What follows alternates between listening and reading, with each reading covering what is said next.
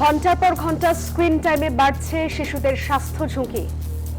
একটু বড় যারা ওদের সে বয়সে তারা মোবাইল দেখতেছে, সাথে সাথে ওরা আরো বেশি দেখতেছে।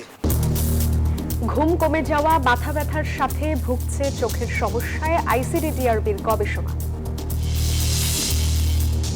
কাল চাঁদপুর যাচ্ছেন প্রধানমন্ত্রী, উদ্বোধন করবেন খাল পুনঃখনন কার্যক্রম, যোগ দেবেন ফ্যামিলি কার্ড বিতরণ অনুষ্ঠানে। স্থানীয় সরকার নির্বাচনে মেকানিজমের শঙ্কা বিরোধী দলীয় নেতার। যুক্তরাষ্ট্রের সঙ্গে বাণিজ্য চুক্তি নিয়ে জামায়াতের সাথে আলোচনা হয়নি। আগামী স্থানীয় সরকার নির্বাচনে কি হবে আল্লাহ ভালো জানেন, কিন্তু মনে রাখতে হবে যুদ্ধ করে জয় করতে হবে। রাজধানীতে লাফিয়ে লাফিয়ে বাড়ছে নিত্য পণ্যের দাম। লাগামহীন সবজির বাজার, এক মাসে ডিমের দাম বেড়েছে 4 বার। তদারকির দাবি ভোক্তাদের। ইরান ইস্যুতে একমত চীন, দাবি ট্রাম্পের। আলোচনার তাগিদ বেইজিং এর। ইরাকেও সৌদি হামলার খবরে নতুন উত্তেজনা। স্বাগত নিউজ 24 সংবাদে। সঙ্গে আমরা দুজন আছি, আমি জান্নাতুল সাদিয়া এবং আমি সোহাগ বক্স। দর্শক দেখছিলেন সুপার বোর্ড সংবাদ শিরোনাম। একটি শিশু দিনে 5 ঘন্টা মোবাইল, ট্যাব, কম্পিউটার বা টিভি দেখছে। এতে বাড়ছে তাদের স্বাস্থ্য ঝুঁকি। আইসিডিডিআরবির গবেষণায় উঠে এসেছে এমন ভয়াবহ তথ্য। আর অতিরিক্ত স্ক্রিন দেখায় শিশুদের ঘুম কমে যাওয়া, মাথা ব্যথা এবং চোখের সমস্যা হচ্ছে। তাই সন্তানদের খেলাধুলা ও সৃজনশীল কাজে উৎসাহিত করার পরামর্শ দেওয়া হয়েছে। রাজধানীর কিন্ডারগার্টেনের শিক্ষার্থী শাফিনুল ইসলাম শাফিন দিনের বড় সময় তার কাটে মোবাইলে গেমস খেলে। একটু বড় যারা ওদের সে বয়সে তারা মোবাইল দেখতেছে, সাথে সাথে ওরা আরো বেশি দেখতেছে। এটাই হলো সমস্যা, দিন দিনই এটা প্রকট হচ্ছে। আবার টাঙ্গাইলের সাদি রাতে ঘুমানোর আগ পর্যন্ত কয়েক ঘন্টা ফোনে কাটায়। ঢাকা কিংবা ঢাকার বাইরের এসব শিশুরা দিনের একটা বড় সময় কাটায় ডিজিটাল স্ক্রিনে।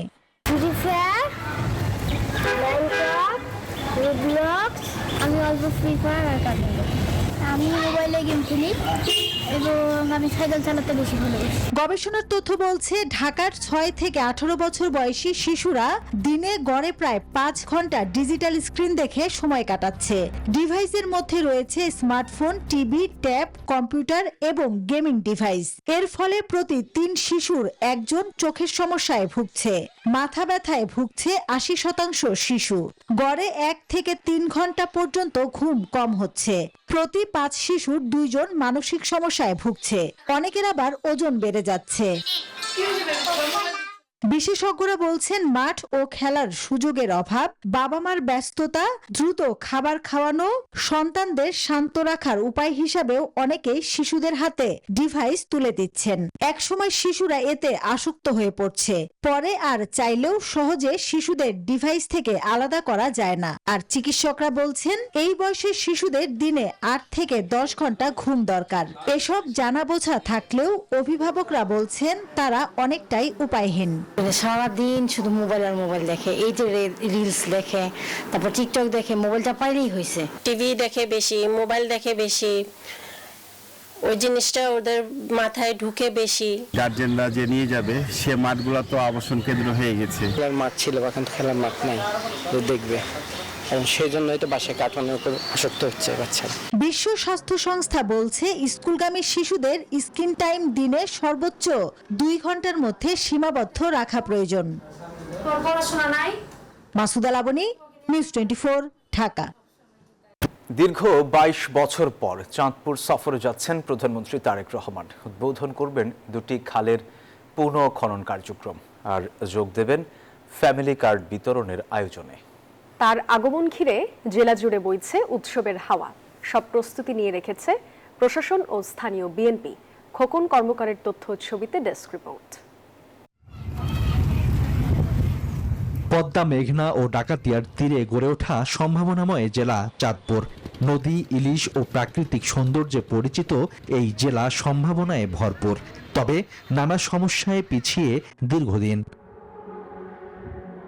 এবার উন্নয়নের বার্তা নিয়ে চাঁদপুর যাচ্ছেন প্রধানমন্ত্রী তারেক রহমান। তাই জেলা জুড়ে বইছে উৎসবের আমেজ। রাস্তাঘাট ছেয়েছে ব্যানার ফেস্টুনে, প্রস্তুত মঞ্চ। বিভিন্ন দাবিতে আশাবাদী জেলাবাসী। মাননীয় প্রধানমন্ত্রী দেশনায়ক তারেক রহমানকে আমাদেরকে নির্দেশ দিয়েছে কোনো ধরনের পোস্টার ব্যানার যেন আমরা না করি। সকল পর্যায়ের মানুষ যেমন আনন্দে আছেন এবং চাঁদপুরের নেতাকর্মীরাও আনন্দ উচ্ছ্বসিত। আমরা চাচ্ছি যারা আমাদের শিক্ষিত বেকার যুবক আছে ওদের একটা কর্মসংস্থানের ব্যবস্থা যদি উনি করে দেয় তাহলে আমরা সবাই খুশি থাকবো। অর্থনৈতিক যে অঞ্চল সেটা অলরেডি অনুমোদন করা হয়েছে, সেটা চলমান আছে এবং আমরা চেষ্টা করব সেটা যেন হয়। চাঁদপুরে শাহরাস্তি উপজেলার খোদ্দ ও সদরের বিশ্বখালের পুনঃখনন উদ্বোধন করবেন প্রধানমন্ত্রী। যোগ দেবেন সরকারি কলেজ মাঠে ফ্যামিলি কার্ড বিতরণ অনুষ্ঠানে। জেলা বিএনপির সাংগঠনিক সভাতেও অংশ নেবেন। চাঁদপুর যাওয়ার পথে কুমিল্লার বড়ুয়ায় লক্ষ্মীপুর বাজার মাঠে বক্তব্য রাখবেন প্রধানমন্ত্রী Tarique Rahman. Desk report, news 24।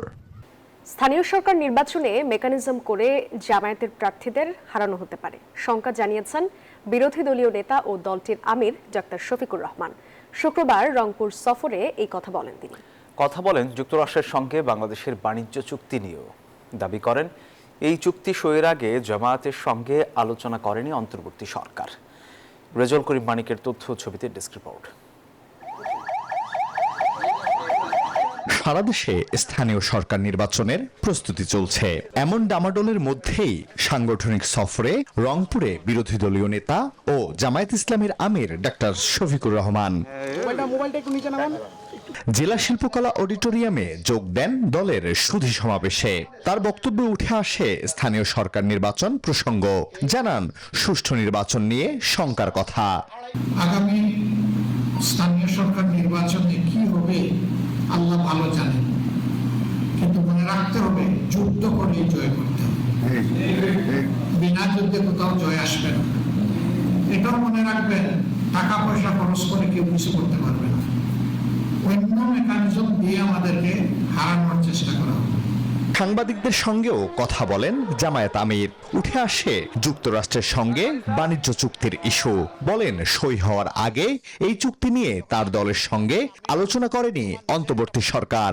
যে সরকারের পক্ষ থেকে কেউ আমাদের সাথে এই বিষয় নিয়ে কোনো আলোচনা করে নাই। এখনো আমি অত্যন্ত দায়িত্ব নিয়ে বলছি, তৎকালীন সরকারের পক্ষ থেকে কোনো একজন মানুষ এই বিষয় নিয়ে আমাদের সাথে একটা শব্দ উচ্চারণ করে। এর আগে রংপুর ও দিনাজপুর অঞ্চলের উপজেলা ও থানা আমিরদের সম্মেলনে অংশ নেন বিরোধী দলীয় নেতা। বলেন দেশের 70% মানুষ গণভোটের পক্ষে রায় দিলেও সরকার তা অগ্রাহ্য করছে। Desk report, news 24।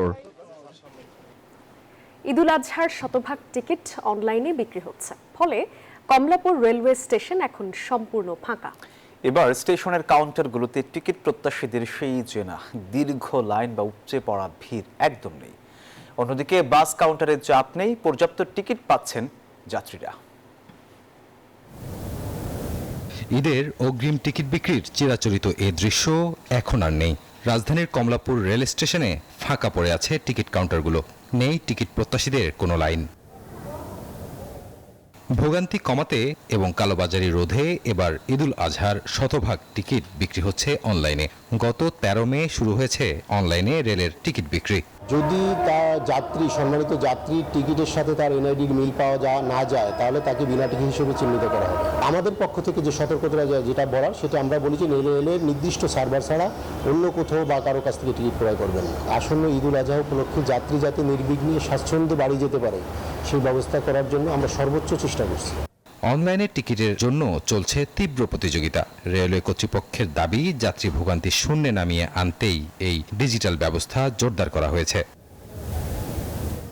অন্যদিকে পরিবহন সংশ্লিষ্টরা জানিয়েছেন, এবার দূরপাল্লার বেসরকারি বাসের অগ্রিম টিকিট বিক্রি শুরু হয়েছে গত 8 মে থেকে। ঈদের আগের দিন পর্যন্ত যে কোনো দিনের টিকিট এখন সংগ্রহ করতে পারছেন সাধারণ মানুষ। সবগুলা গাড়িতেই যাত্রীর অনেক চাপ, এবং আমাদের হচ্ছে 23, 24, 25 এই তারিখগুলোতে বেশি সেল হচ্ছে।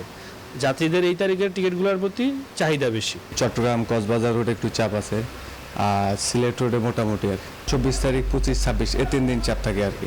কর্তৃপক্ষ জানিয়েছে, ঘরমুখো মানুষের চাপ সামলাতে বাস ও ট্রেনের বিশেষ সার্ভিসের ব্যবস্থা রাখা হয়েছে। টিকিট যার ভ্রমণ তার, এই নীতি কঠোরভাবে অনুসরণের দাবি প্রশাসনের। রাজু মাহমুদ, নিউজ 24, ঢাকা। রাজধানীর বাজারে নিত্যপণ্যের দাম বেড়েই চলেছে। ক্রমাগত বাড়ছে সবজির দাম। যে কোনো সবজি কিনতে হলেই কেজিতে খসাতে হচ্ছে ৮০ থেকে ১২০ টাকা। আর ডিমের দাম মাসের ব্যবধানে বেড়েছে ৪ বার। এদিকে সোনালী মুরগির দাম কমলেও ব্রয়লারের দাম কেজিতে ১৫ টাকা বেড়েছে। নিত্য প্রয়োজনীয় পণ্যের দামে এমন অস্বাভাবিক ঊর্ধ্বগতিতে দিশেহারা হয়ে পড়েছেন সাধারণ ভোক্তারা। সংকট নিরসনে দ্রুত বাজার তদারকির দাবি তাদের। নিম্ন আয়ের মানুষের প্রোটিনের প্রধান উৎস ডিম। গত এক মাসে সেই ডিমের দাম বেড়েছে ৪ বার। এক মাস আগেও যে ডিমের ডজন ছিল ১১০ টাকা, সেই দাম থেকে ১৫০ টাকায়। সবজি কমে গেছে, মাছ টাছ কমে গেছে, ডিমের দাম স্বাভাবিক একটু বৃদ্ধি পায়। এই টাইমে ১২,০০০ ওই ২-৩,০০০ দায় নেই, বেশি না, ওটা ডিমের পথ আছে। আমিষে আরেক উৎস মুরগি। সপ্তাহের ব্যবধানে ১৫ টাকা বেড়ে ব্রয়লার বিক্রি হচ্ছে ১৮৫ টাকা কেজি। তবে সোনালীর দাম কিছুটা কমেছে, কেজি ২৮০ টাকা। যেসব গাড়িতে ব্রয়লার আসতে ওইসব গাড়ি বর্তমানে এখন গরু আনা নামা করতেছে, এই কারণে ব্রয়লারের গাড়িটা সংকট, এই কারণে ব্রয়লারের দামটা একটু বাড়তেছে। ডিমের দাম তো কমে না, আর অন্যান্য জিনিসের দামও মনে করেন কমে নাই। আর মনে করেন গরিব মানুষ তো কিনে খেতে হবে। অন্যদিকে বাজারে নানান সবজিতে ঠাসা থাকলেও দামের কারণে ব্যাগ ভর্তি করতে পারছেন না ক্রেতারা। বাজারে প্রতি কেজি বেগুন, শসা, কাঁচামরিচ ও পেঁপে বিক্রি হচ্ছে ১২০ টাকায়। কলা, টমেটো ও ঢেঁড়স সবই মিলছে ৮০ থেকে ১০০ টাকায়। এদিকে লাউ কিনতে ক্রেতাকে গুনতে হচ্ছে ৮০ থেকে ১০০ টাকা। বিক্রেতারা বলছেন টানা বৃষ্টি, বাড়তি পরিবহন খরচ বৃদ্ধি এবং সরবরাহ হ্রাসের প্রভাব পড়েছে সবজির দরে। তাই বেশিরভাগ সবজি এখন ছুঁয়েছে সেঞ্চুরি। এতে হতাশ ক্রেতারা। নিত্যপণ্যের এই লাগামহীন দৌড় থামাতে কার্যকরী ব্যবস্থা না নিলে জনজীবনে দুর্ভোগ আরো বাড়ার শঙ্কা সাধারণ মানুষের। বাজারে যে দাম, শুধুমাত্র সবজি না, মাছ, মাংস সবকিছুর দাম বাড়তি। স্বল্প আয়ের মানুষ নিম্ন বেতনে চাকরি করি, কিন্তু আমাদের বেতন কিন্তু বৃদ্ধি পাচ্ছে না। বাজার মনিটরিং আরো সরকারকে বাড়াতে হবে। এদিকে মশলার দর স্থিতিশীল থাকলেও কোরবানির ঈদকে ঘিরে দাম বাড়ার আশঙ্কায় ভোক্তারা। ফারজানা রিয়া, নিউজ 24, ঢাকা। ব্রাহ্মণবাড়িয়ার আশুগঞ্জে ট্রাক চাপায় 2 মোটরসাইকেল আরোহী নিহত হয়েছেন। শুক্রবার বিকেলে ঢাকা সিলেট মহাসড়কে সোনারামপুর এলাকায় এই দুর্ঘটনা ঘটে। নিহতরা হলেন সরাইলের শাহ আলম ও একই এলাকার জিয়ারুল।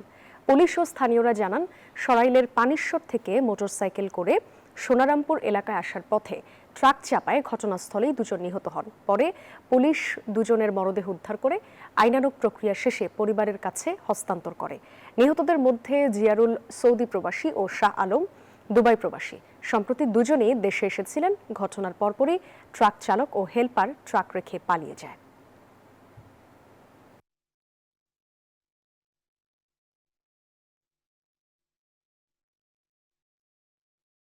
এবার আন্তর্জাতিক সংবাদ।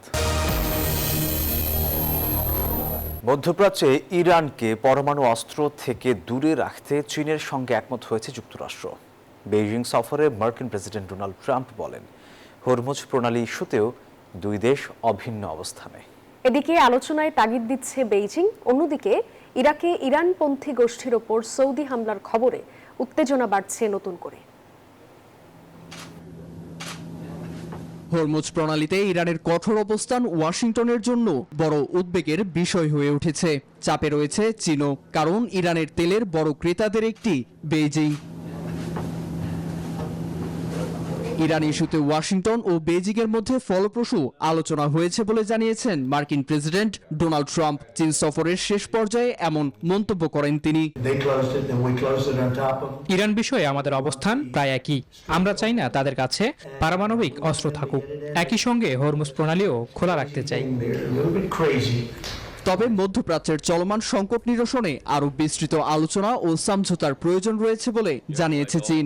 দেশটির পররাষ্ট্র মন্ত্রণালয় বলছে, ওয়াশিংটন ও তেহরানের মধ্যে কার্যকর চুক্তিতে পৌঁছানো জরুরি।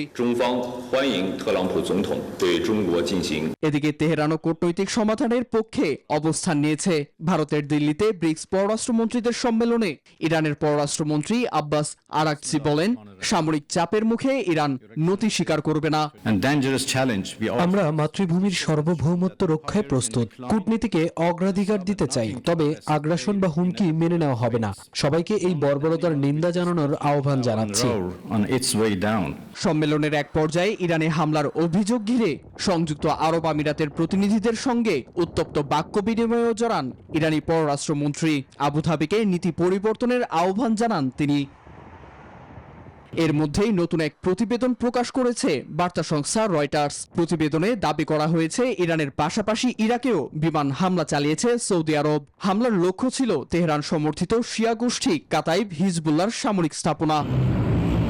নীরব দাস, নিউজ 24। এই ছিল নিউজ 24 সংবাদে। ধন্যবাদ সবাইকে।